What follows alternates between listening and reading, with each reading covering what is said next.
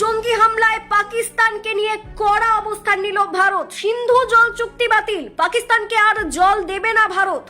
কাশ্মীরে জঙ্গিদের হাতে নিরীহ পর্যটকদের প্রাণ চলে গিয়েছে, সেই আবহে পাকিস্তানকে নিয়ে কড়া অবস্থান নিল ভারত। সিন্ধু জল চুক্তি বাতিল করা হলো, অর্থাৎ পাকিস্তানকে আর জল দেবে না ভারত।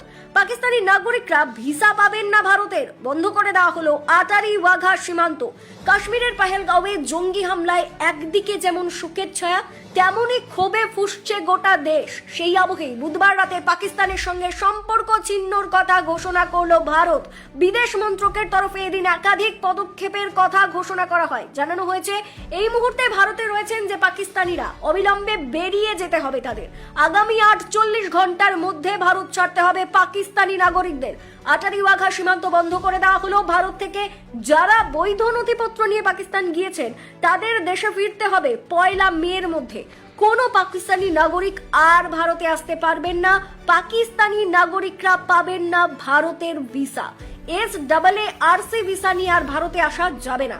যে সমস্ত পাকিস্তানি নাগরিককে SPES ভিসা দিয়েছিল ভারত, তা বাতিল বলে গণ্য হবে। যারা ওই ভিসা নিয়ে ভারতে রয়েছেন 48 ঘন্টার মধ্যে ভারত ছেড়ে বেরিয়ে যেতে হবে। পাকিস্তানের যত কূটনীতিক ভারতে রয়েছেন অবিলম্বে ভারত ছেড়ে চলে যেতে হবে তাদের। সকলকে 1 সপ্তাহ সময় দেওয়া হয়েছে ভারত ছেড়ে চলে যেতে। দিল্লিতে পাকিস্তানি হাই কমিশনে প্রতিরক্ষা সেনা, নৌবাহিনী, বায়ুসেনার উপদেষ্টা রয়েছে যারা তাদের ভারত ছেড়ে চলে যেতে হবে, ওই সব বাতিল হলো। পাকিস্তানের ইসলামাবাদে ভারতীয় হাই কমিশনের ভারতের প্রতিরক্ষা সেনা, নৌবাহিনী, বায়ুসেনার উপদেষ্টা রয়েছেন যারা তাদের ফিরিয়ে নেবে ভারত, ওই সব পদ বাতিল করা হলো। 5 সাপোর্ট স্টাফেদেরও ফিরিয়ে নিতে হবে দুই দেশের হাই কমিশন থেকে। হাই কমিশনের মোট সদস্য সংখ্যা 55 থেকে 30-এ কমিয়ে আনা হলো। 1 মে থেকে নয়া নিয়ম কার্যকর। পাকিস্তানের সঙ্গে 1960 সালের সিন্ধু জল চুক্তি বাতিল করলো ভারত, অর্থাৎ আর জল পাবে না পাকিস্তান। সীমান্তের এপারে সন্ত্রাস নিয়ে পাকিস্তান কড়া পদক্ষেপ না করা পর্যন্ত এই সিদ্ধান্ত বহাল থাকবে।